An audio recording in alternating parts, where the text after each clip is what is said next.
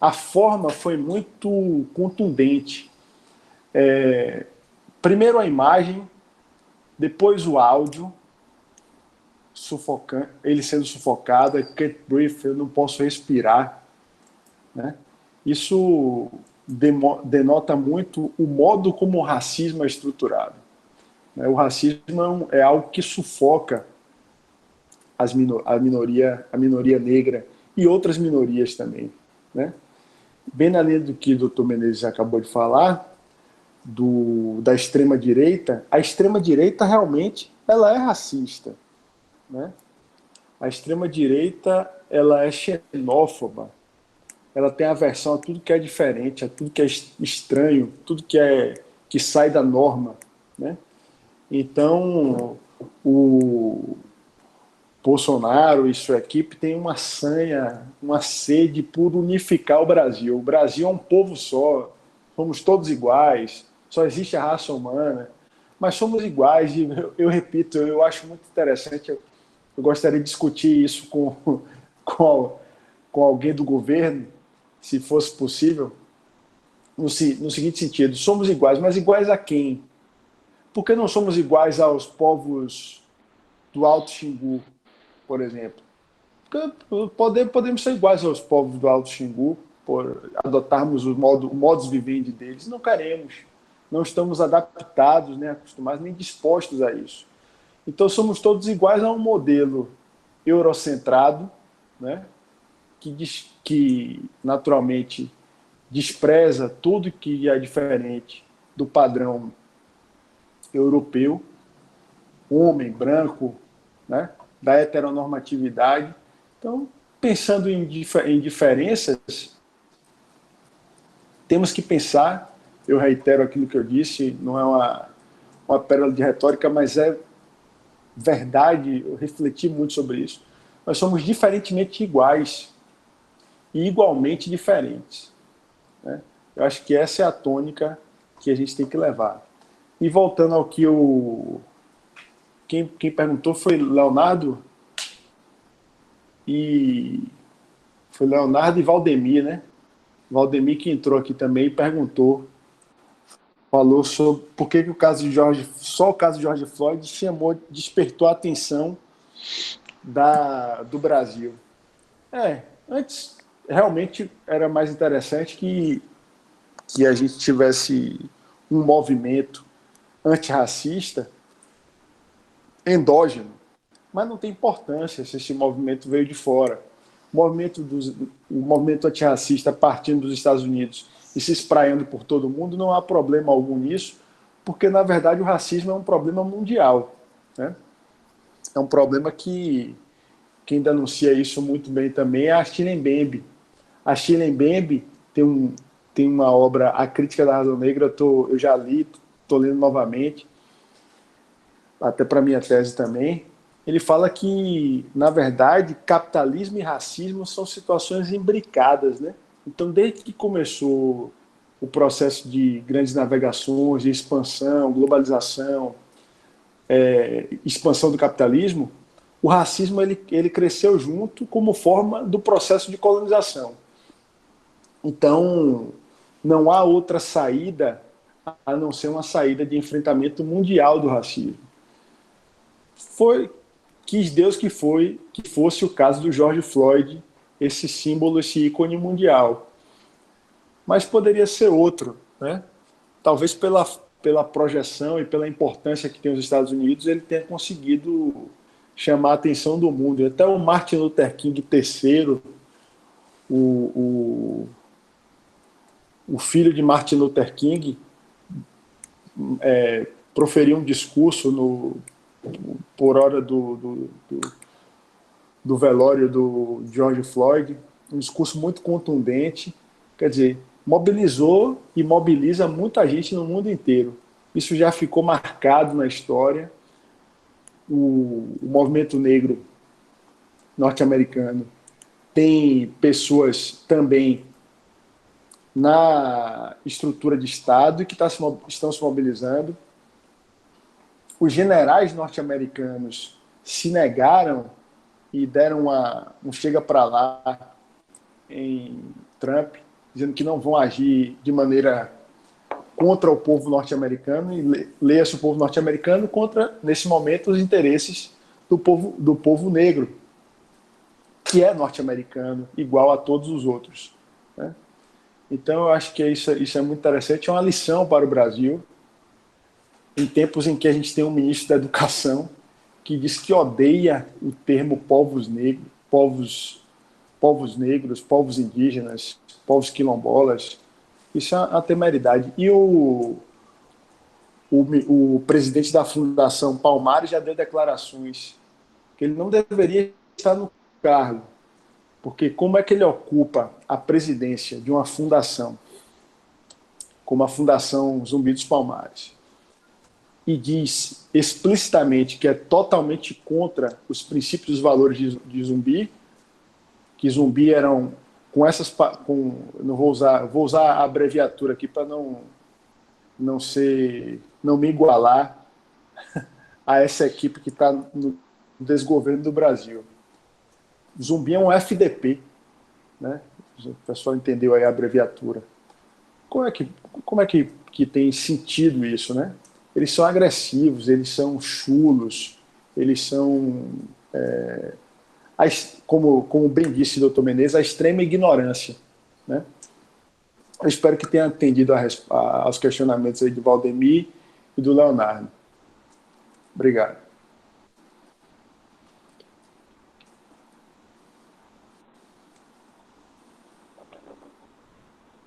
Martinez? Meu amigo André, agora com a palavra. Essa questão do inconsciente é válida? Passando a bola aí. Eu espero que tenha atendido Mas vai ter mais perguntas. Fique aí que o pessoal está chegando. André, é inconsciente, não é inconsciente? E agora mais uma pergunta para a nova rodada. Da agora para frente, porque a gente não pode voltar, infelizmente. Deixa essa comigo. Na verdade, assim, eu vou responder o meu ponto de vista, mas eu vou fazer uma devolução, né, com uma outra pergunta. Assim, o professor Silvio de Almeida, que é o presidente do Instituto Luiz Gama, ele discorre sobre o racismo estrutural, e ele fala que esse mesmo racismo estrutural ele já está tão entranhado, tão envolvido na nossa criação, na nossa forma de existir, que seria impossível retirá-lo. Que a gente não Valeu um pouquinho, André. ia aqui, mas... como retirar esse racismo. Então, assim, eu falava do professor Silvio de Almeida. Então, assim, ele fala que o racismo estrutural ele é algo tão entranhado em nós que nós reproduzimos sem nem sequer atentar que estamos, né? Inclusive fazendo com que até mesmo negros que são oprimidos dioturnamente reproduzam sem atinar para suas ações, né? E é uma pena ter acontecido, mas era necessário que acontecesse. Mas o que são 8 minutos? O que são 8 minutos para 525.600 minutos, em sua maioria negra e parda, com o joelho do Estado em nossos pescoços. E aí você faz um outro questionamento, será que lá, se fosse um branco, aconteceria? Então, assim, pelo discurso de todos, a gente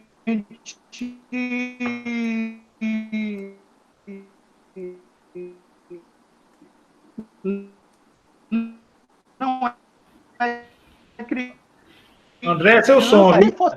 É seu som, aqui tá tudo bem, é seu som que tá dando uma falha aí.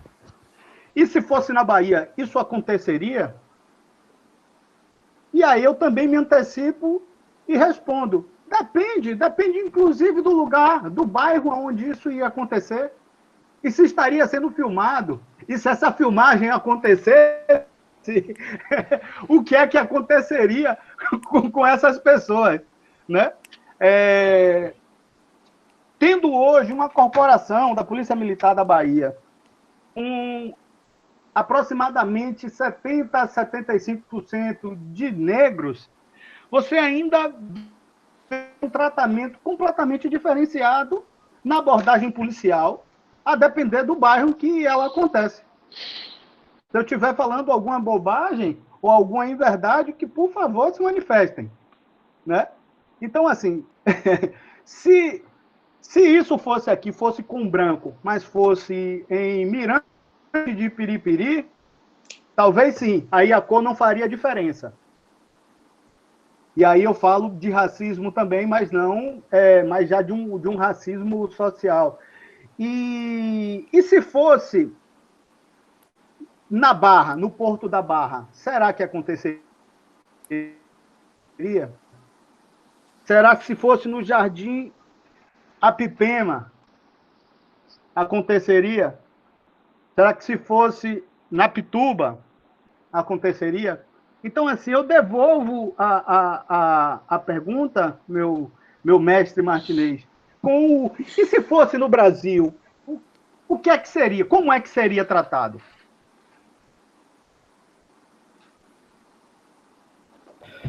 Verdade, meu querido André. Seu som deu uma pequena falha, mas está normal. Nós temos aí o professor o Iratã. O Iratã está na linha? Chegou agora, meu amigo. Tudo bom? Como é que está você? Prazer em falar contigo. Gostaria que você falasse alguma coisa sobre esse caso de George Floyd. Você como professor, você que é um homem gosta de educação, e essa movimentação no mundo todo, que parece que a humanidade se uniu, independente de raça, de cor. Você está me ouvindo? Você abre o microfone, Irã. Também estamos recebendo a professora Graciele, que também vai falar, que já foi diretora do PROCON, vai falar também sobre essa questão. Oi, agora. Está me ouvindo? Eu queria que você falasse sobre George Floyd. Tudo bom com você? Prazer em estar contigo, viu, irmão? Você como educador nato, eu tenho certeza disso. Estamos com o professor Antônio Menezes, que é o vice-presidente, foi vice-presidente da OAB. Estamos com os nossos acadêmicos aí, o Vladimir, a Helena, muitos acadêmicos aí, a Michele, o Alexandre. Estamos com o professor Tiago, doutorando da UFBA, mestre. Estamos com o professor André Gustavo. Estamos com um grupo aqui de mentes pensantes, né? Intelectualizadas. Só tem autoridade. E eu gostaria que você falasse sobre o George Floyd. Realmente aquilo ali foi um ato que chocou o mundo, que eu estou aqui, desliguei o som da CNN, mas estou assistindo aqui pela televisão as imagens, e Londres está lotada. Gente de todas as raças, André. Meu amigo Menezes, meu amigo Tiago, todos os meus amigos que estão nos ouvindo aqui. Eu acho que a professora Grace acabou de entrar, não sei como é que ela está. E gente de todas as raças, todos os credos, todas as ideologias contra o racismo. Então, o racismo 8 minutos sufocando um rapaz sem nenhuma necessidade, foi uma execução para o mundo todo assistir através da tecnologia. Queria ouvir sua opinião, você que é um professor, é humanista, trazer sua opinião, trazer também sugestões, provocações. Com a palavra, a gente desliga sempre o microfone quando o outro vai falar para não dar microfonia. Do lado esquerdo, um íconezinho, microfone. Depois você liga de novo. Tudo bem, amigo. Olha só. A gente tem que, primeiro, ter uma grande vantagem no mundo, que é a velocidade da informação e da comunicação. Né? Hoje, ações concebidas de racismo e de qualquer tipo de preconceito, ainda mais quando a gente consegue filmar uma situação dessa, você imagine isso em 2020 acontecer. Com a velocidade de comunicação, com a globalização, são coisas inconcebíveis que não cabe mais na humanidade global. Então, quando a gente assiste cenas de qualquer natureza, basta você falar, e hoje o mundo inteiro tem que estar na rua. Eu sou super a favor, eu sou humanitário, sim, concordo com as suas palavras. Independente de a gente ser professor, a gente é humano, a gente entende que essa questão do racismo, ela é um conceito que não existe raça melhor, né? Um conceito que eu acredito do ponto de vista humanitário, que todos nós somos iguais, temos as mesmas necessidades físicas, fisiológicas, que Maslow já falava lá atrás. Então, o que acontece? O comportamento das pessoas não se cabe mais dentro de uma tecnologia, e hoje a gente assiste, e hoje o mundo se mobiliza rapidamente, globalmente, e a gente tem que agradecer essa tecnologia. Porém, é inaceitável qualquer tipo de preconceito em qualquer raça. Porque, olha bem, nós temos policiais brancos, negros, latinos nos Estados Unidos, como exemplo, né? Então, assim, o Brasil não está muito distante disso. A questão é que existe a informação e hoje a gente tem um poder, através de um celular, de fazer uma conferência dessa e de filmar. Porque imagine há tempos atrás, não vou muito longe não, nos anos 80, talvez até nos anos 90, coisa de 20 anos atrás, isso seria normal. Quantos negros morrem em Salvador? Nós somos a cidade mais negra do mundo depois da África, o estado da Bahia, né?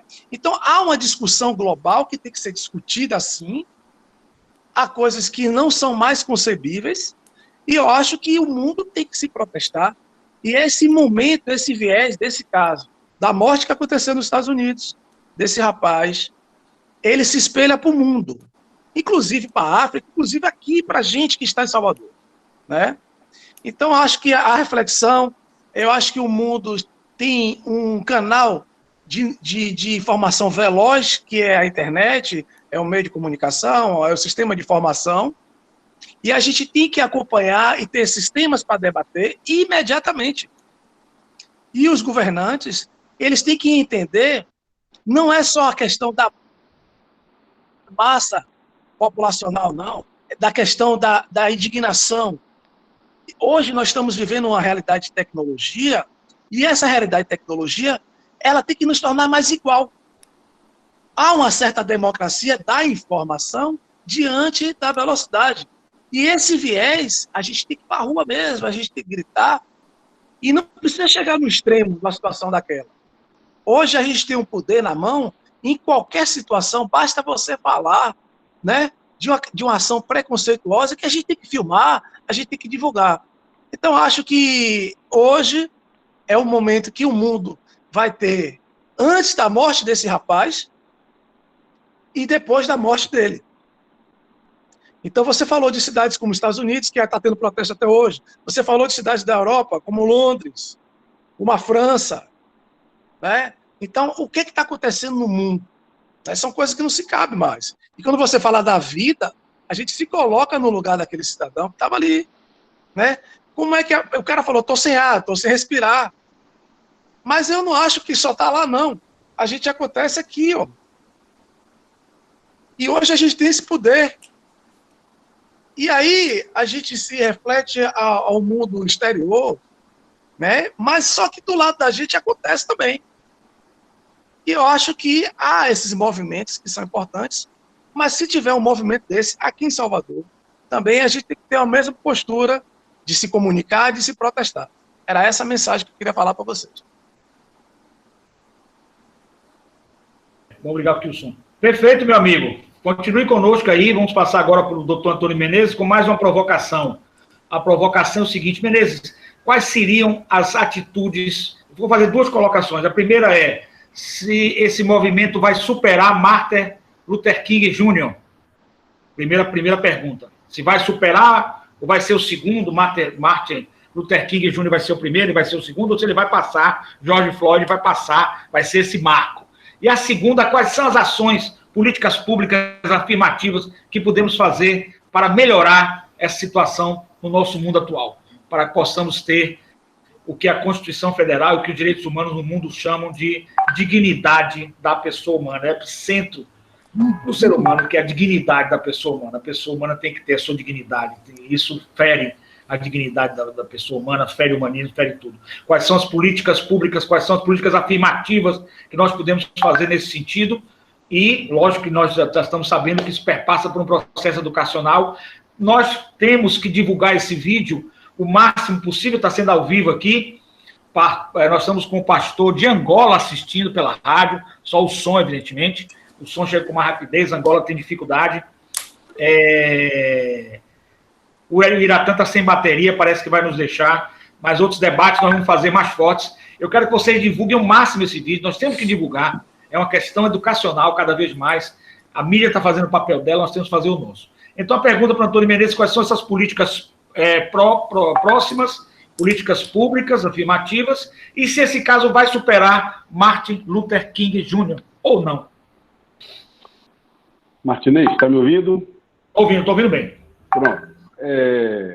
Com relação a este caso, superar ou não o de Martin Luther King, nós não podemos hoje ainda afirmar. A história nos mostrará. Mas o Irã, né, o Iratã, disse uma coisa que é certa. Após a morte desse rapaz, desse americano, George Floyd, certamente a questão do racismo será enfrentada de outra forma. A partir de agora, me parece que cada vez mais, com essa organização desses movimentos, desses manifestos, forçará, sobretudo a partir dali, dos Estados Unidos, uma política pública mais de combate, mais efetiva com relação a este fato. Mas, como você fala em políticas públicas, as ações afirmativas, eu devo lembrar o seguinte: nós tivemos recentemente no Brasil uma discussão muito forte sobre a constitucionalidade das cotas raciais e sociais. Este assunto foi levado ao Supremo. Uma coisa que pouca gente sabe é que o parecer foi meu.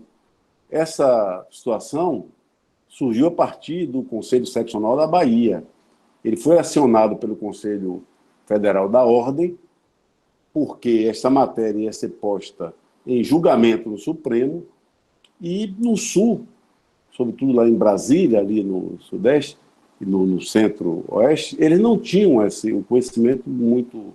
Não era um problema, vamos dizer assim, muito presente a questão das cotas raciais para negros, para índio-descendentes, etc. Então, eu fui instado pelo presidente da seccional aqui da Bahia a preparar um voto, né, um parecer, para ser aprovado pelo Conselho Seccional e remetido para o Conselho Federal em Brasília.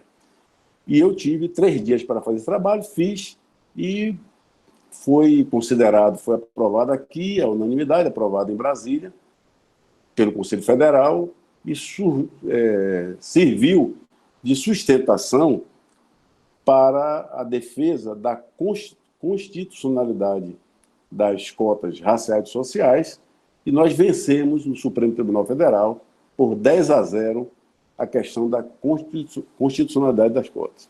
Você veja que tudo isso é um processo. Isso é coisa de 10 anos atrás, menos de 10 anos atrás. Tudo isso é um processo. Agora, uma coisa é certa, é preciso que se fortaleça também a educação política do nosso povo. Porque o Hans Kelsen, né, que é o grande filósofo alemão da teoria pura do direito, ele dizia que o direito ele é feito pelas revoluções vitoriosas. Ora, nós não temos mais revoluções disponíveis por aí. Então, quem é que faz o direito hoje em dia? É quem vence as eleições. Quem vence as eleições. Então, se você tem no governo central no Brasil, por exemplo, um governo de extrema-direita, você vai ter uma legislação, provavelmente, não de pouca inserção social, de pouca inclusão, etc. Então, as coisas se relacionam. Tudo é a política, no sentido amplo, no grande sentido, no sentido da ciência política, no sentido da pacificação interna do nosso povo, de uma legislação inclusiva, etc. Então, é preciso que se tenha atenção às eleições, e não só majoritárias, nas proporcionais também, nos parlamentos também, que a lei é feita no parlamento. Então, se você tem parlamentares, deputados, senadores, de um viés mais progressista, mais preocupado com as questões sociais, você terá um tipo de legislação.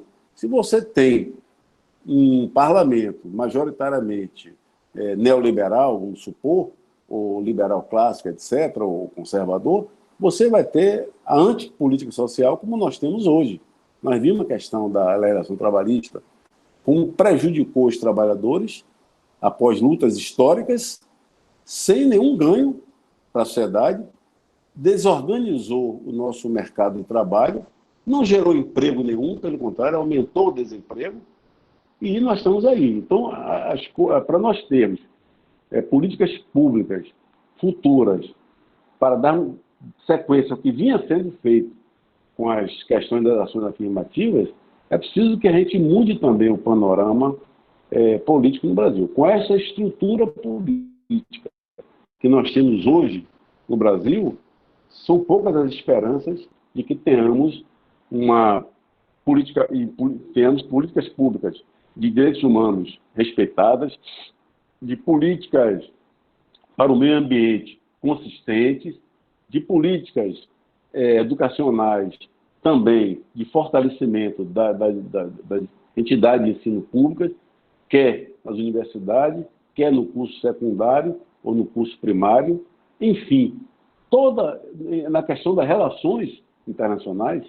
O Brasil hoje é um páreo internacional.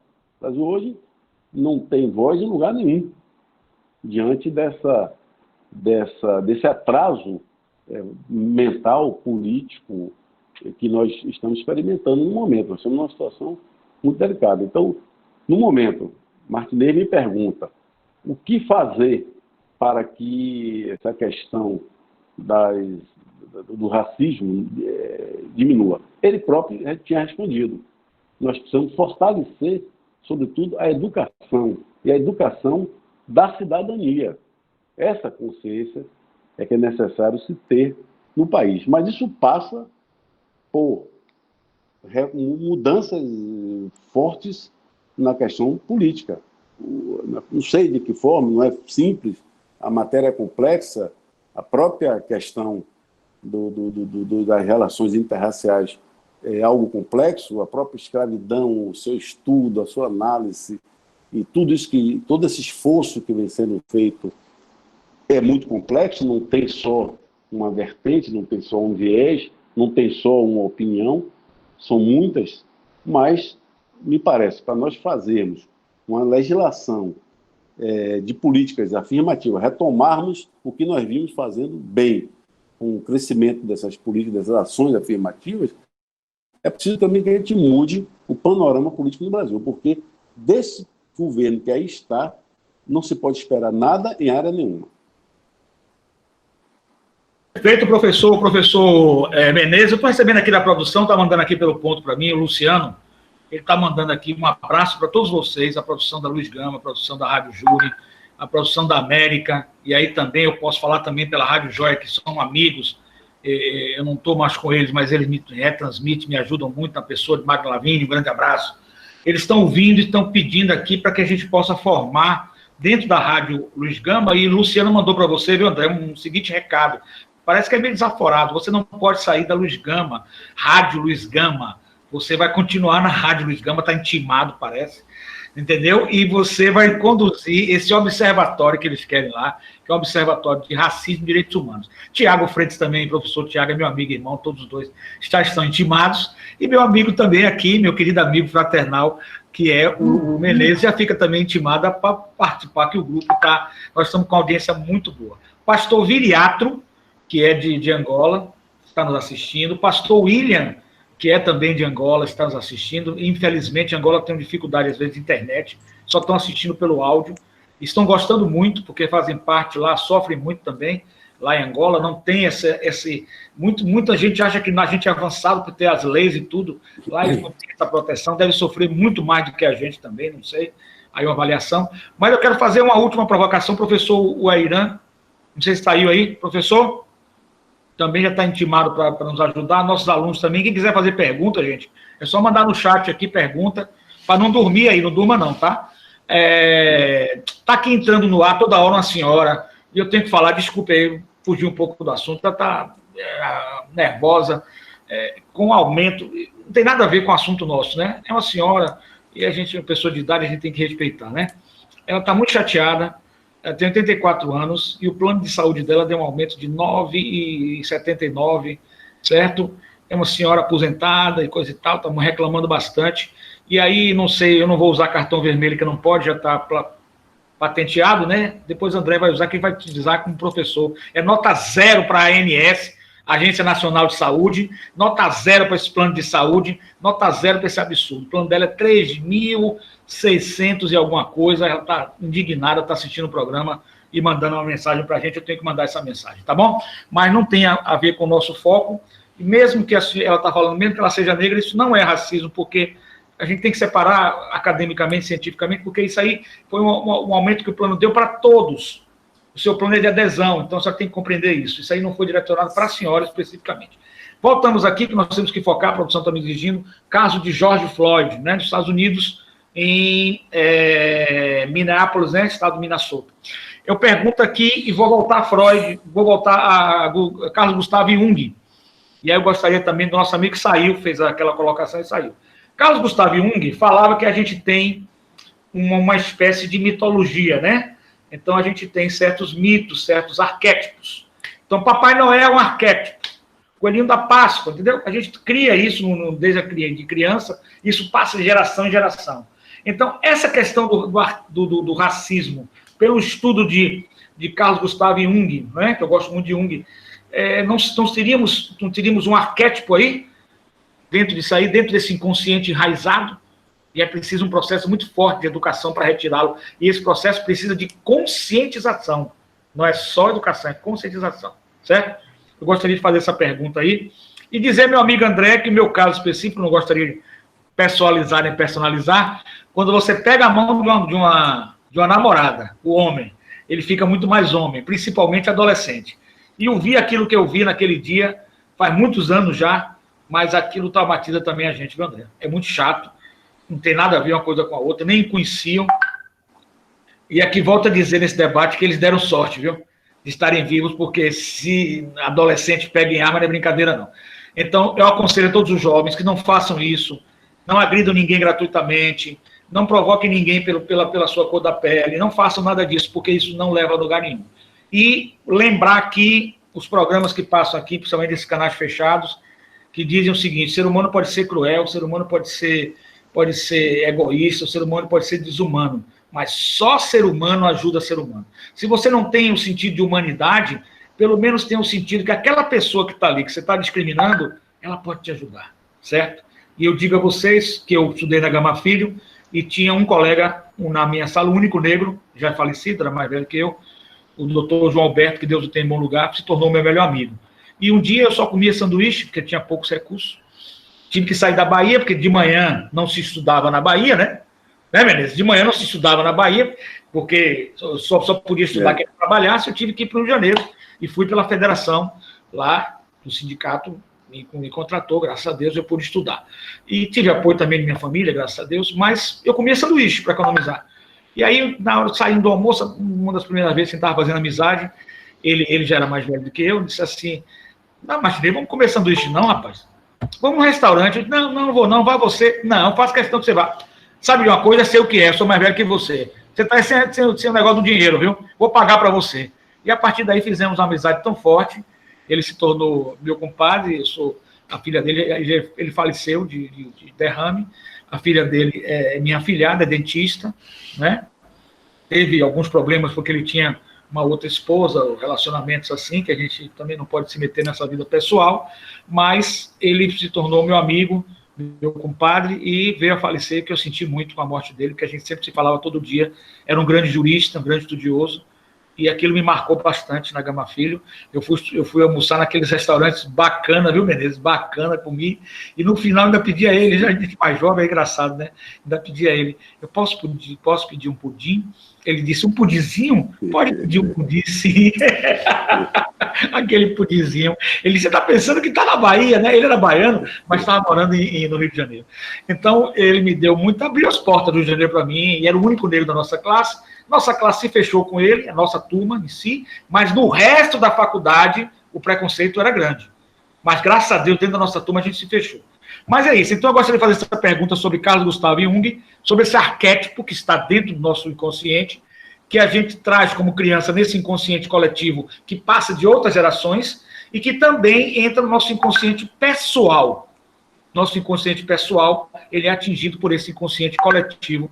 É uma tese que eu levanto nos meus estudos e como a gente vencer ele. Gostaria do professor Menezes, já falou, agora o professor André, para falar.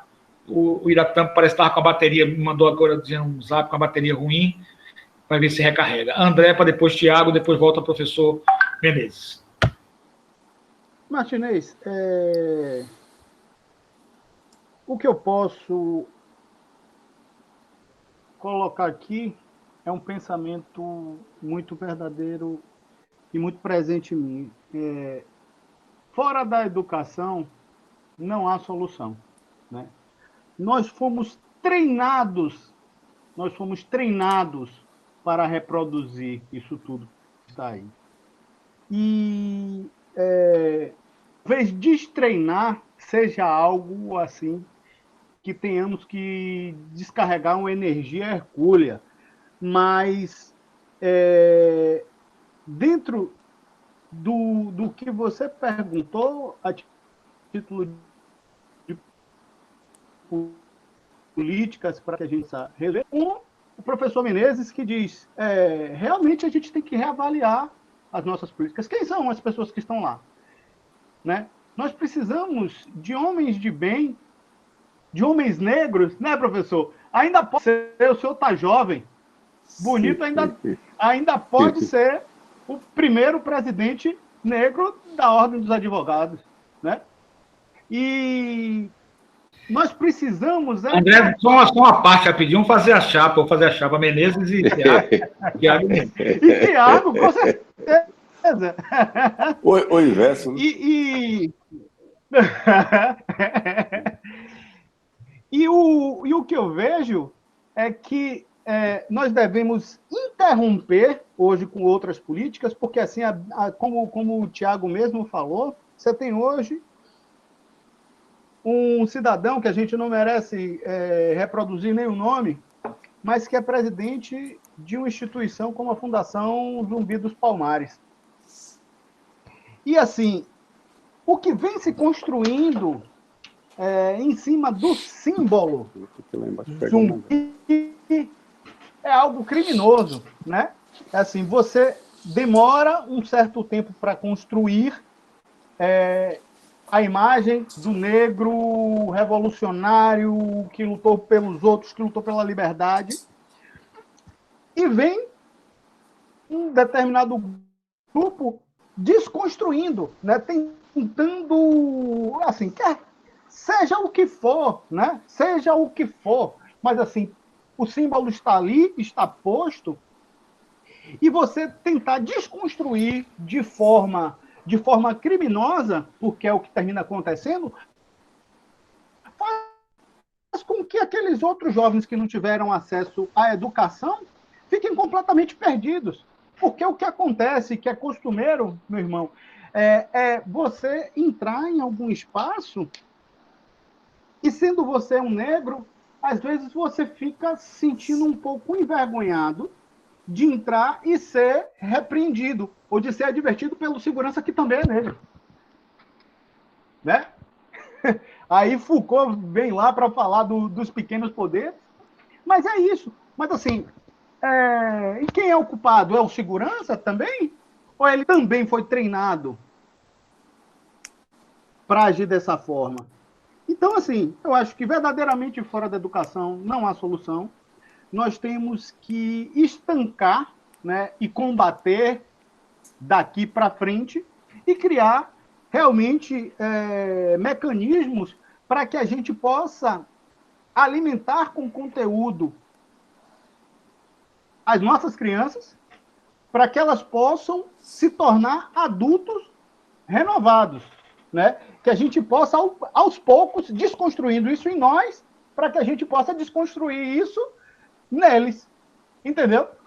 Então, assim, a gente só reproduz aquilo que a gente aprendeu. E é só. Eu acho que eu me alonguei demais. Mas é esse o meu pensamento. Thiago Freitas. Pois não, professor André, vai falar?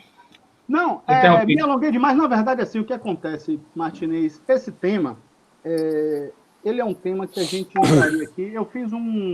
Eu fiz somente 2 páginas de anotação aqui, né? Mas eu acho que a gente tem muita lenha para queimar, né? A gente ainda tem muita lenha para queimar e a gente pode, sim, no futuro, fazer discussões muito mais robustas, né? Com relação ao tema, porque, assim, ainda hoje é muito forte. E o pior é que a coisa vem sendo maquiada, né? Você tem aquele que... Aí você... É como se você estivesse dormindo com o inimigo. Você nunca sabe quem verdadeiramente está do seu lado. Tem aquele que levanta a bandeira aqui, mas o punhal, como o Thiago falou, está nas costas. E ele sequer reconhece o punhal. Verdade. Agora, nós estamos chegando ao final, temos as considerações finais do meu amigo professor Thiago Freitas, professor Menezes. Quero deixar aqui aberta a sala para quem quiser fazer pergunta, nós estamos nos 15 minutos finais. Qualquer pergunta pode ser feita, pode pelo chat ou peça para falar. E a gente está chegando ao final, foi um debate maravilhoso, vou disponibilizar os vídeos, vou disponibilizar o áudio, vamos rodar de novo isso na rádio, vamos ter outras oportunidades. Thiago, conto com você, André Menezes, vamos fazer um trabalho de excelência e nosso amigo André está intimado aí a estar na rádio Luiz Gama. A rádio não lhe deixa não, viu? Você não tem jeito não, a rádio, você vai ficar na rádio, viu? Recebi uma ordem aqui superior, viu, Thiago? Aquelas ordens superiores que a gente recebe, eu recebi aqui para o meu amigo André. Mas Thiago e professor Menezes fazendo as considerações finais, vocês também aproveitando aí para perguntar, não fiquem calados, perguntem. Aí nossa amiga Helena fez um comentário muito interessante, se quiser falar. Nós temos a Adilene, nós temos Maria Clara que chegou, Vladimir que está aí, Alexandre Carmesim, grupo de elite mesmo. Esse grupo que está aqui é um grupo de mentes pensantes mesmo, brilhantes, né? Professor Ureirã manda recado que a bateria acabou, teve que sair. Professor Roque teve um problema de conexão, mas está conosco. Professor Flávio Dalto também não pôde comparecer, mas estará conosco na próxima. Então, grupo de mentes pensantes. Professor Thiago e professor Menezes, e as perguntas, se vocês quiserem fazer, sobre a questão desse arquétipo que está no nosso consciente, que passa de tempo. Professor Thiago. Ô, Martinez. Bom, é isso. Ninguém quer se associar a um insucesso, né? Ninguém quer, como você bem mencionou, essa questão do arquétipo. Qual é o arquétipo do sucesso? O arquétipo do sucesso, naturalmente, é da branquitude. Então, ninguém quer se associar ao insucesso. Ninguém quer... E o arquétipo da negritude, ele é de uma associação implícita, imediata, não por conta do inconsciente, mas por conta da cultura e da construção como a sociedade se erigiu, é um arquétipo do insucesso, o arquétipo da negritude, do fracasso, da tristeza, da derrota. Então, isso ninguém quer se associar. Então, tem alguns estudos muito interessantes sobre discriminação por preconceito implícito, nos Estados Unidos, inclusive. Saiu na Universidade de Harvard esse estudo, que é a discriminação por aquilo que a gente não enxerga.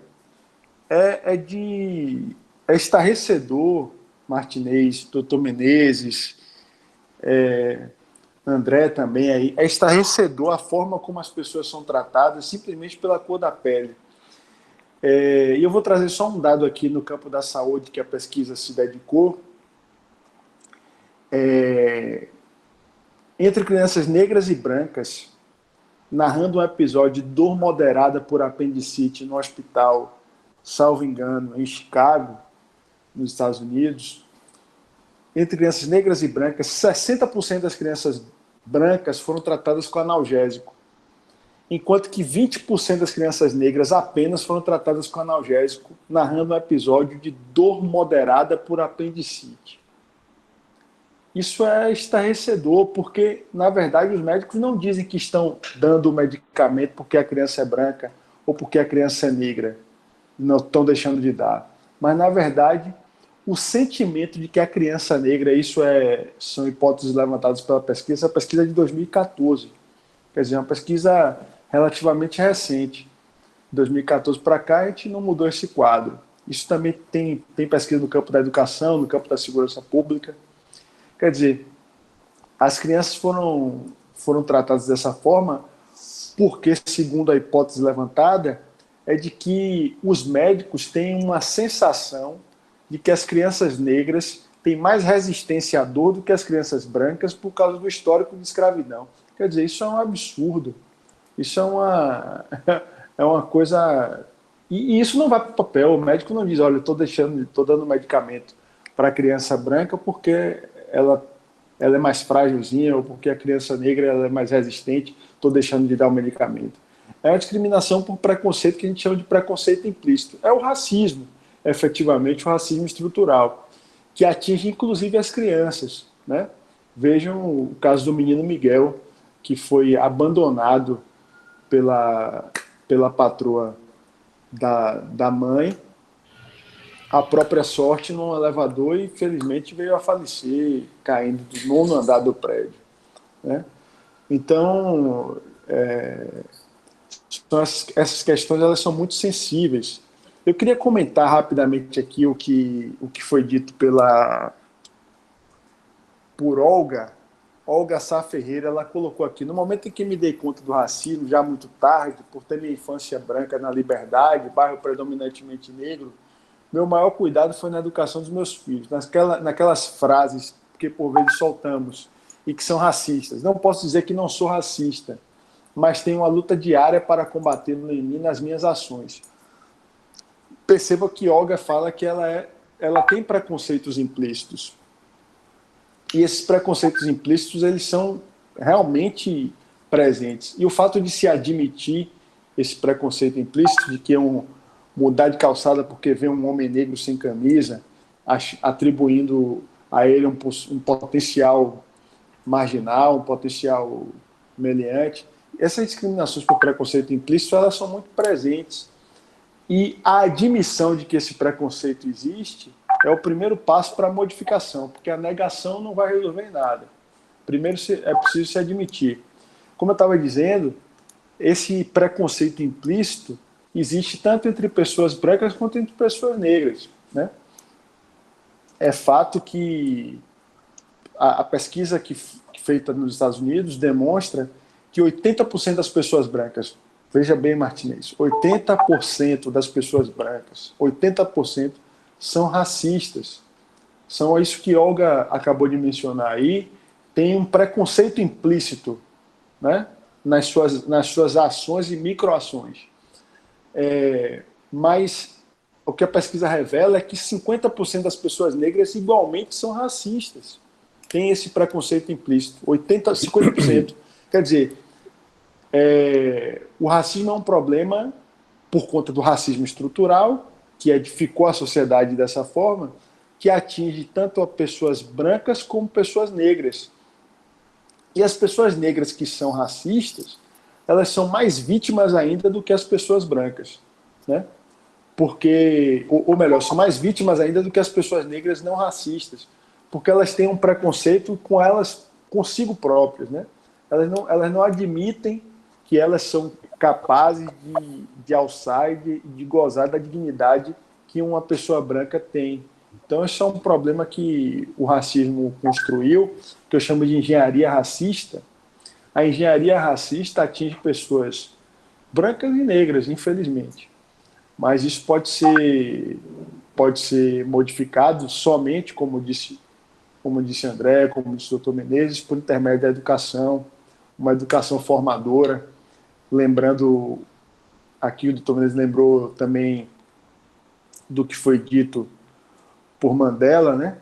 Mandela dizia, essas pessoas são capazes de aprender a amar, elas também, de aprender a odiar, elas também são capazes de aprender a amar. Então, se a educação ela for libertadora, construtora de dignidade, de igualdade, com certeza a gente vai ter um mundo melhor. Um mundo em que o racismo vai ser coisa do passado. Obrigado, Martinez. Perfeito, estamos aqui recebendo aqui nosso amigo professor Roque da UNEB, André e Tiago. Professor Roque é nosso irmão, nos ouve aí, professor Roque, nosso irmão, professor Roque, tanto André como Tiago é nosso irmão, estamos nessa luta aí da Luz Gama, depois eu quero lhe falar. Estamos recebendo também a Geisa, estamos recebendo o Vanderlei, Alexandre Carmezin quer fazer uma pergunta, e eu quero fazer uma provocação em cima para o professor Roque já começar também a falar, professor Menezes posteriormente. Estamos chegando ao final do nosso debate, a produção deu uma tolerância maior, né? A gente vai subdividir em 3 vídeos aí, vamos divulgar essa fala nossa aí, que é importante, nesse caso do George Floyd, e vamos daqui a pergunta de Alexandre, mas antes uma provocação. Tudo que você falou aí, Tiago, eu concordo, mas só que, veja só, tudo na nossa vida, e aí quando a gente faz a psicanálise com o Carl Gustav Jung, até a questão cultural, ela vem dessa questão do inconsciente. Ela ressurge no inconsciente para surgir na consciência, entendeu? Então, a questão do racismo estrutural, na minha opinião, respeito qualquer opinião divergente, ela perpassa pela questão do inconsciente. A conscientização vem através do processo educacional. Professor Roque, muito nos honra, abre o microfone, professor Roque, professora Marta, aqui tem alunos de várias faculdades aqui, querendo ouvi-los, professores também, e nossos irmãos aí, Roque, nossos irmãos Tiago e nosso irmão André, que depois apresentar você, nosso amigo querido, também irmão fraterno, doutor Menezes. Professor Roque, muito prazer, muita honra em recebê-lo aqui, estava com saudade de Vossa Excelência e tenho muito carinho por Vossa Excelência e recebê-lo aqui é um prazer, viu? Abra seu microfone do lado direito, assim, ó, no cantinho, você dá um toquezinho, você abre o seu microfone. Abre seu microfone e depois você fecha. Abra seu microfone aí, professor Roque. É professor da UNEB, é um grande amigo. Está me ouvindo, professor Roque? Faça o sinal de joia, pelo menos. Joia, está me ouvindo, então ótimo. Abra o microfone, amigo, do lado direito. Tecnologia chegou para ficar, irmão. Abra do lado esquerdo.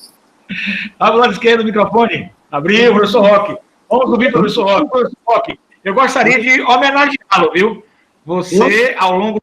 Eu gostaria de homenageá-lo, como faço homenagem ao professor Menezes, que é um amigo, ao André, ao Tiago, nossos irmãos também aqui presentes. Gostaria de homenageá-lo, por excelência, porque eu tenho muita admiração pelo amigo, porque se trata de uma pessoa que a gente acompanhou sua vida, uma vida pela retidão, não é, Menezes? Uma vida pela educação, um professor.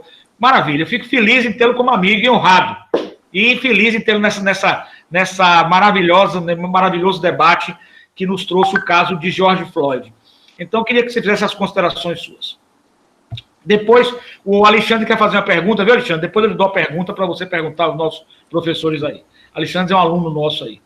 E mandar um abraço à professora Marta, sua esposa. Queremos vê-la em breve nas universidades. Ela que está estudando aí, teve estudos no mestrado, doutorado. É um casal que vive o processo de educação. Isso é maravilhoso. É um prazer participar, embora que seja no final desses trabalhos, mas é um prazer participar e não tenho muita colaboração a dar nesse momento, porque não acompanhei de perto, mas tenho a dizer o seguinte, que o processo da educação, ele é fundamental para minimizar essa questão racial no Brasil e no mundo, né? Eu acredito na força da educação, na força transformadora da educação, e essa força que, uma vez implementada, as atividades educacionais na escola, perpassando pelas empresas, que vão ser suficientes para que a gente tenha minimizado o problema racial no Brasil. As empresas, como todos nós sabemos, infelizmente, não dão aos negros as mesmas oportunidades que dão aos brancos. Isso é um processo histórico. Isso é um processo histórico desde a colonização, que, como se sabe, nós tivemos a escravidão e os negros não participavam da atividade econômica, ou seja, eles não tinham direitos a não ser o trabalho que era obrigatório. E quando houve a Revolução da Escravatura, o que aconteceu? Não se deu aos negros as oportunidades para que eles pudessem participar do processo de produção e de educação. E isso se arrastou até os dias de hoje. A gente verifica que as empresas, geralmente os negros, têm funções de menor importância, e um fato que é notório, que a gente hoje, por exemplo, nós não temos um ministro negro, nós só temos um ministro dos tribunais superiores, só temos um negro. Isso decorre dessa falta de oportunidades de proteção que não se deu à população negra. A população negra, os negros e negras, simplesmente só se viram no Brasil para dar força de trabalho. Antes, o trabalho forçado, posteriormente, o trabalho desvalorizado, e hoje não se tem igualdade das oportunidades. Quero agradecer a vocês por essa oportunidade e bom trabalho. Alexandre, sua pergunta. Vladimir, muito obrigado, viu, pela sua presença aqui. E esse trabalho vai continuar, porque mal começou essa onda que surge aí, já dizia Che Guevara, a onda que surge no mundo com referência ao combate ao racismo depois da morte de George Floyd. Vamos lá, Alexandre. Pergunta, Alexandre. Cadê Alexandre? Boa noite, boa noite. Boa noite, meu querido. Prazer falar contigo. Obrigado pela sua participação aí. Viu? Estão me ouvindo todos? Primeiramente, boa noite. É uma honra estar com os senhores. Estou aprendendo muito. Meu processo ainda está no início, mas creio que evoluí um pouco nessa jornada, né, que não é nada fácil. Eu, primeiramente, vou citar uma frase que eu vi quando criança, há 26 anos atrás, de uma novela, se eu não me engano, argentina, né, chamada Carrossel. E o menino Cirilo era filho de um zelador de uma escola. Existia uma menina chamada Maria Joaquina, que era branca, loira, estereótipo, né, de beleza, que, na minha opinião, não funciona dessa forma. E ele disse uma frase, a Maria Joaquina, que marcou muito minha infância. Maria Joaquina ficou ficando branco. Me marcou muito, eu lembro disso até hoje, 26 anos. Então, essa questão racial é muito forte, principalmente na nossa cultura. Por exemplo, na história do Brasil, né, um período ainda muito forte,